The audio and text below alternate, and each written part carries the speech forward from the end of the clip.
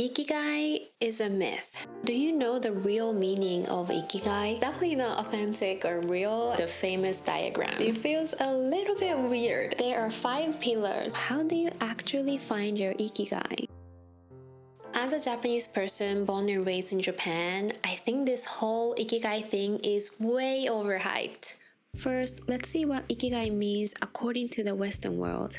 If you click this video, you've probably heard of Ikigai. Ikigai is supposed to be this Japanese concept or philosophy that means reason to live. And if you design your life around it, you're supposed to be happier, healthier, and live a longer life. The westernized version of Ikigai consists of 4 components. In order to find Ikigai, you want to find something that you love, something that world needs, you're great at it, and you're paid for.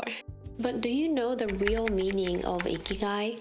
As I said, Ikigai means reason to live or something to look forward to. The definition itself is the same in Japan, but the way we use the word is different. We use it pretty casually, like my Ikigai is to have a beer after work, or my Ikigai is to eat chocolate after dinner. I'm sorry, I only have food examples because I love food, but could be anything. Another example is the other day my mom told me that her Ikigai is to watch my YouTube video, which I think is really sweet. Now, let's say you're interviewing people on the street, asking what their reason to live. Then of course it can be a little bit philosophical, but I think it's pretty much the same thing as you're asking an artist what art means to them. And the word art itself doesn't really have a deep meaning behind it. So yeah, Ikigai is a word that we use in daily basis, and someone saw a business opportunity and turned this thing into a whole philosophy or concept. It seems like it's been a trend to find a Japanese word that has business potential and turn it into this whole thing. The other day I had someone using shoshin, which seems to be getting attention. Shoshin means beginner's mind in Japanese. We say shoshin o wasurezu ni, which means don't forget beginner's mind and stay humble. This is actually a concept from Zen Buddhism, so this one seems to make more sense. But when it comes to Ikigai, I think a lot of Japanese people don't know or didn't know that it's now a whole philosophy. And it is cool that many people in the world find Japanese words and Japanese culture interesting. But just know that a lot of Japanese words or concepts you hear on the internet are over-exaggerated. For me, seeing the word Ikigai being overused in the Western world feels like watching those Hollywood movies that portray the Japan that they think, which is completely fine as an entertainment, but it's definitely not authentic or real, and it feels a little bit weird as a Japanese person to look at. Now, we can't talk about Ikigai without talking about the famous diagram. According to the diagram, in order to find Ikigai, you want to find something that you love, something that world needs, you're great at it, and you're paid for. And by the way, this diagram is definitely not from a Japanese philosopher or anyone Japanese really.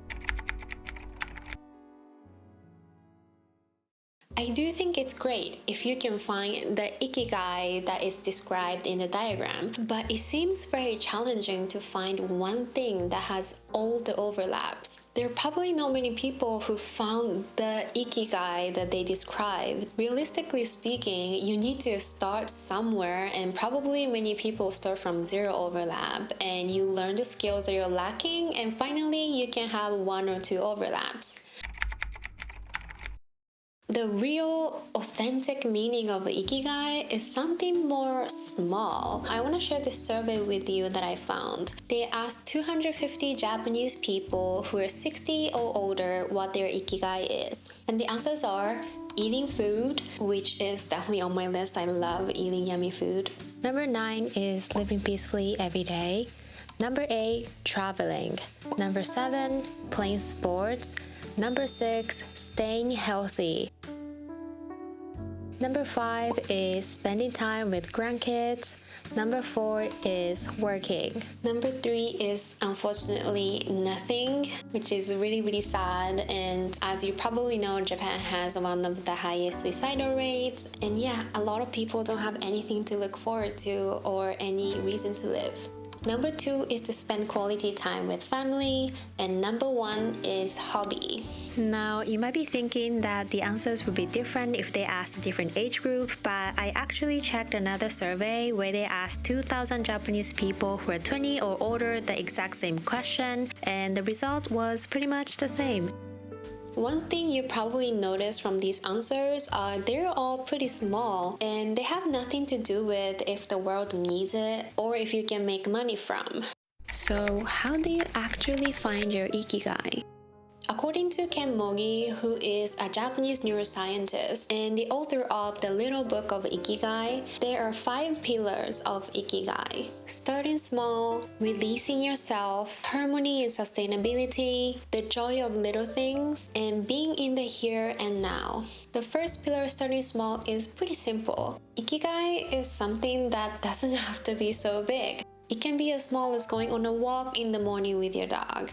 Releasing yourself. Accept yourself, let it go, and be honest with yourself. Harmony and sustainability. Be mindful and considerate to others. Build harmonious and sustainable relationships with people around you. The joy of little things. Even if you're busy, take time to do those little things that bring you small joy. Maybe you can eat your favorite chocolate or listen to your favorite music. It can be anything, but do the things and be grateful about them. Being in here and now. He mentions how people are just worried about too many things these days. When you were a child, you knew how to live in those moments and you knew how to live. But as you grew older, you kind of forgot how to do those simple things. Don't worry and live in this present moment.